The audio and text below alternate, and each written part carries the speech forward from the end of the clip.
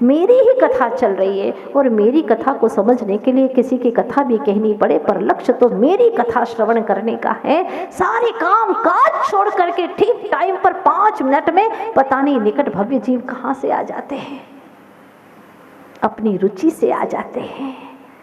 ये सुनने के लिए मैं कौन हूँ, क्या हूँ, मेरा दिन कैसे संवरे, मेरी रातें कैसे आनंदमय हो, अध्यात्ममय हो, कैसे मेरा जीवन ऐसा हो कि जीऊं तो मुझे लगे कि हाँ मैंने जीवन जिया है, ये जीवन मैंने जिया है, अंतर में दृष्टिपात किया है, अंतर जगत का सफर किया है। ये है जिंदगी कोई।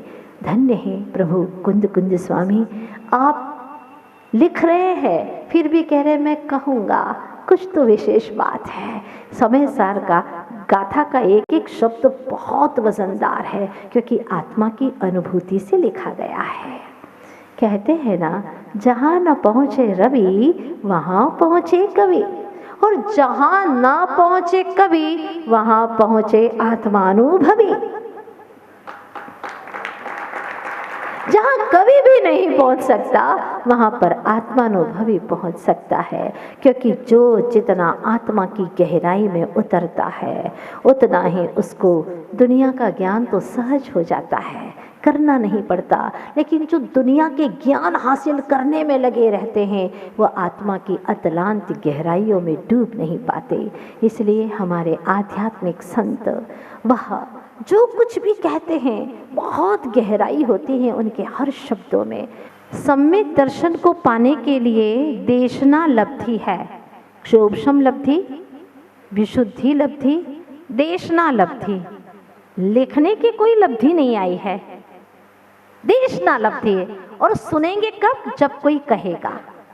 पढ़ने की बात, लिखने की बात होती है तो उसमें सीधा संबंध नहीं होता, लेकिन कहते हैं ना, मैं कह रहा हूं ना, सुनता है, वो सीधा सुनता है। लिसनिंग, आर्ट ऑफ लिसनिंग, सुनने की कला। तो यहाँ पर वोच्छामी शब्द कह करके सुनने की कला हमें सिखा रहे हैं, देशना लब्धि की बात कर रहे हैं।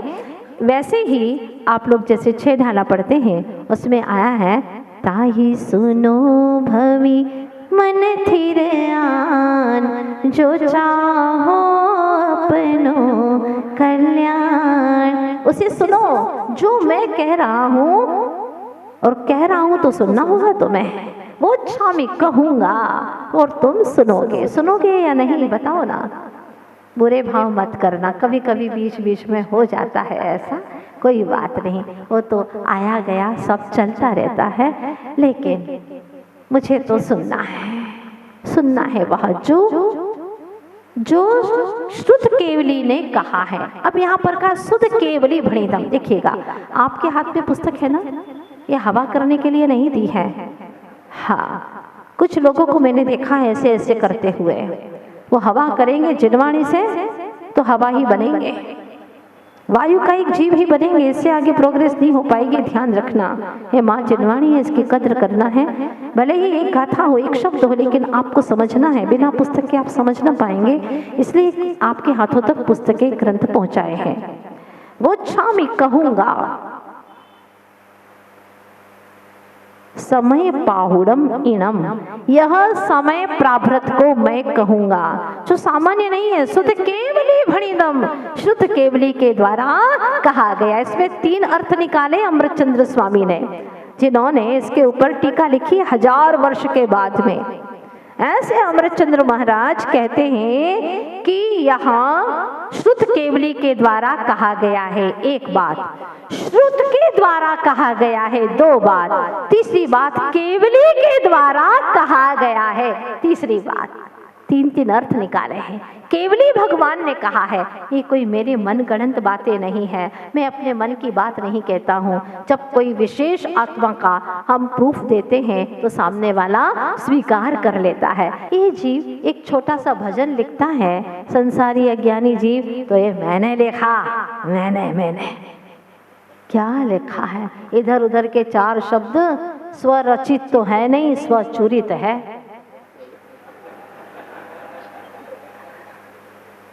स्वचूरित है, चुराने की भी एक कला होती है, कहाँ के शब्द कहाँ के पंक्तियां उठा उठा करके और उसको जोड़ दिया और कहता है कि मैं।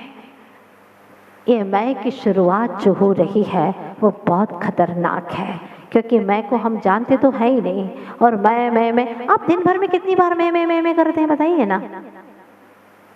हाँ, मैं जा रहा हूँ, मैं खा रहा हूँ, मैं दुकान जा रहा हूँ, मैं ये कर रहा हूँ, मैं वो कर रहा हूँ, मैं, लेकिन मैं को जानता ही नहीं है। जैसे एक व्यक्ति गांव का बड़ा ऑफिसर बन गया, पुण्य का उदय आया, कुछ ऐसा संयोग मिला कि वो बड़ा ऑफिसर बन गया। अब घर में तो वही पुराने झोपड़ी में रहने की आदत, वहाँ पहुँचा, बंगला तैयार, बहुत सारी अलमारी वगैरह सब चीज़ें बिल्कुल व्यवस्थित मिली, बड़ा अच्छा लगा उसे। और एक दिन उसने देखा, देख लूँ सारी चीज़ें सही सलामत है या नहीं। कपड़े के अलमारी के स्थान पर उसने कपड़े जमा दिए थे, बर्तन के स्थान पर बर्तन, आदि आदि। और जहाँ वो शयन करता था वहाँ पर उसने बड़े अक्षरों से लिख दिया था मैं। जहाँ पर वो सोता था वहाँ पर उस स्थान पर क्या लिख दिया था, मैं। हर स्थान पर, जूते के स्थान पर जूते, जो जो चीजें थी वहाँ पर उसने अक्षरों से लिख दिया था। और सोने के स्थान पर उसने लिख दिया मैं। जब ऑफिस से आया और मन में आई सनक कि चलो आज सब चीजें देख लेते सही सलामत है या नहीं, तो उसने सब चीजें देखी, सब चीजें सही सही स्थान पर थी। लेकिन जैसे मैं का स्थान देखा खाली पड़ा था, मैं का स्थान खाली पड़ा है। और वो तो बहुत ही टेंशन में आ गया, कहाँ गया मेरा मैं, खाली है, कहाँ चला गया मैं। और उसने ड्रम खोला, संदूक खोला, सब जगह देखा, लेकिन मैं कहीं पर भी नहीं मिला। आखिर वो रोने लगा, चिल्लाने लगा। आस पड़ोस के लोग आए, सब क्या हो गया आज, आप इस तरह से क्यों परेशान हैं? परेशान नहीं हो तो क्या करूं, मैं बहुत परेशान हो गया हूं। मेरे घर में सारी वस्तुएं सही सलामत पड़ी हैं, लेकिन मैं नहीं दिख रहा है। मैं कहाँ गया? देखो, मैं रोज रहता था यहीं पर, आज मैं नहीं है। पड़ोस वाले व्यक्ति इंदौर के ही थे,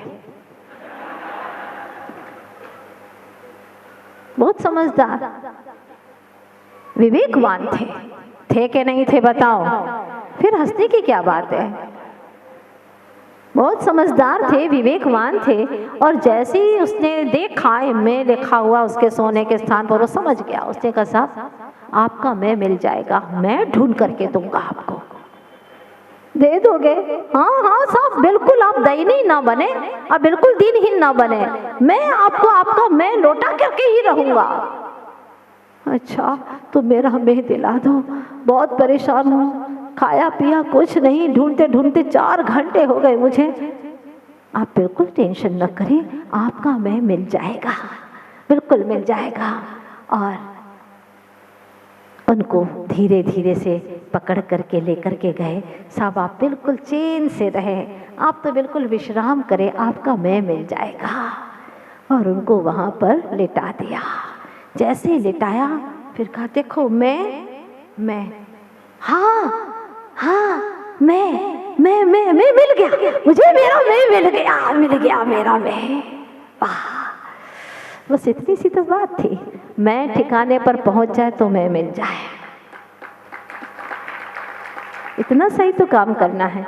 मैं अगर अपने स्थान पर पहुंच जाए, वो कब पहुंचेगा? जब वह विश्राम करेगा, घूमता रहेगा तो मैं मिलने वाला नहीं है। अपने में विश्राम पाएगा तो मैं ही हूँ, मैं तो मुझ में ही हूँ, कहीं बाहर में थोड़ी ना हूँ। बस मुझे तो धुन लगाना है। ज्ञाता ने की है रुचि ज्ञान की, धुन लगाई आत्म राम की। कोई कहेगा कि ये तो पागल हो गया है, दिन भर धुनी हो गया, धुनी राम हो गया, आत्म करता। कहने दो, दुनिया ने आज तक तुम्हें अच्छा कहा ही कहा है, कहाँ अच्छा कहा है? बुरा ना मानो, एक बात बता दूं आपको, दुनिया ने आज तक तुम्हें गाली ही दी है, सच्ची बात है। कैसे? जो तुम नहीं हो वही तो कहा है लोगों ने, जो तुम हो आज तक वो कह के पुकारा भी है, गलत गलत नाम से पुकारा है। जैसे बच्चे को स्कूल में गलत गलत नामों से पुकारते हैं तो उसको गुस्सा आता कि नहीं आता? हाँ, आता है ना। तो तुमको भी गलत गलत नामों से सब पुकार रहे हैं, आज तक किसी ने तुमको आत्मा नाम से पुकारा ही नहीं है। जो तुम हो, अनादि से हो, शाश्वत हो, उस नाम से तुमको किसी ने पुकारा ही नहीं है। कितनी बड़ी यह गाली है, जो तुम नहीं हो वही नाम से तुम्हें पुकार रहे हैं, और जो एक पर्याय की बात है उतना ही तुम्हें मान रहे हैं। जो तुम हो विशाल विराट, वो तो तुम्हें मानते ही नहीं, जरा सा यूं मानते हैं, तुम्हें यूं मानते हैं, मतलब एक पर्याय रूप मानते हैं। इससे बड़ी दुखद घटना और क्या हो सकती है। समझो चेतन, अपने आप को समझो, पहचानो। ये दुनिया में कोई तुम्हें समझे न समझे, इसकी परवाह नहीं, इसकी कोई दरकार नहीं है। तुम अपने आप को समझ लो। मैं को जिसने समझ लिया वह अपने आप में विश्राम पा गया। अब और कहीं जाने की, भटकने की जरूरत ही नहीं है। पहली गाथा यहाँ पर पूर्ण होती है। यह शुद्ध केवली के द्वारा प्रणीत, केवली के द्वारा प्रणीत, शुद्ध के द्वारा प्रणीत समय प्राभृत को मैं कहूँगा, और मैं कहूँगा तो तुम सुनोगे। मैं कहूँगा तो तुम सुनोगे। मैं अपनी नहीं कहूँगा, जो कहा है केवली भगवंतों ने वही कहूँगा। इसलिए मेरा कुछ नहीं है, मैं तो बीच में ही बस एक माध्यम हूँ, माध्यम। तुमको सुनना है तुम्हारी कथा को, बहुत सुनी राजा रानी की कहानी, अब सुनना है तुम्हें अपनी कहानी, निज आत्म तत्व की कहानी।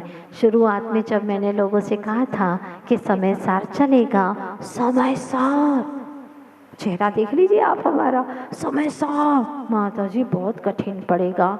मैंने कहा तुम्हारी कहानी कठिन है क्या? नहीं, हमारी कहानी तो बहुत सरलता से हम सुन लेंगे। तो तुम्हारी ही कहानी है, उसमें तुम्हारी कोई बात कहे तो तुम्हें समझ में आती है कि नहीं? ओह, अच्छे से समझ में आती है। चाहे कितने ही काम में हम लगे हुए हों, लेकिन हमारी कोई बात करे तो हमें तो बिना कान खोले ही समझ में आती है, सब सुनाई देता है हमें अच्छे से। अच्छा, ठीक बात है। तो तुम्हारी कहानी ही है इसमें। कल से हमारे यहाँ पर आगे की गाथा शुरू होगी। अभी तक मंगलाचरण हुआ था। इस मंगलाचरण में आचार्य भगवान कहते हैं कि ग्रंथ की निर्विघ्न समाप्ति के लिए मंगलाचरण किया जाता है, नास्तिकता का परिहार करने के लिए, कि हम नास्तिक नहीं हैं, हमारे कोई इष्ट हैं जिनको हम स्मरण करते हैं, इसके लिए भी मंगलाचरण किया जाता है। ग्रंथ की निर्विघ्न समाप्ति के लिए, नास्तिकता का परिहार करने के लिए, एक शिष्टाचार का पालन करने के लिए, उपकार का स्मरण करने के लिए, पुण्य प्राप्ति के लिए और शिष्यों के अनुग्रह के लिए, इन 6 कारणों को लेकर के मंगलाचरण किया जाता है, जो यहाँ पर किया गया। आचार्य भगवान कुंद कुंद स्वामी के द्वारा इतने बड़े आचार्य भी अपने इष्ट प्रभु का स्मरण करते हैं, तो हमें तो हर क्षण करना ही चाहिए। तब कहीं हमारे जीवन में अमंगल दूर होंगे और मंगलमय जीवन की प्राप्ति होगी। आप सबका जीवन महामंगलमय हो, यही शुभकामना के साथ में मंगलाचरण को यहीं पर विराम देते हैं। हो चैतन्य चिदानंद धाम, जानन देखन मेरा काम, निज से निज की हो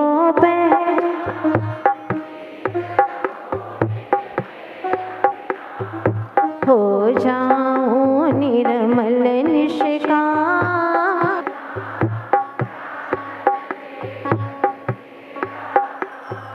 विषय कषाय दुख की खान, आत्मज्ञान सुख शांति निधान।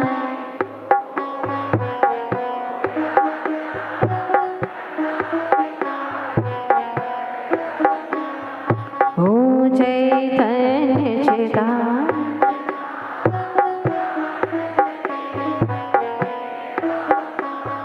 पर को निज का करता जान, निज को पर का करता मान।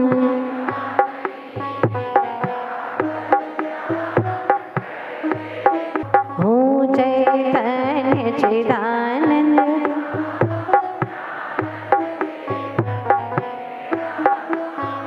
समय सारे का करके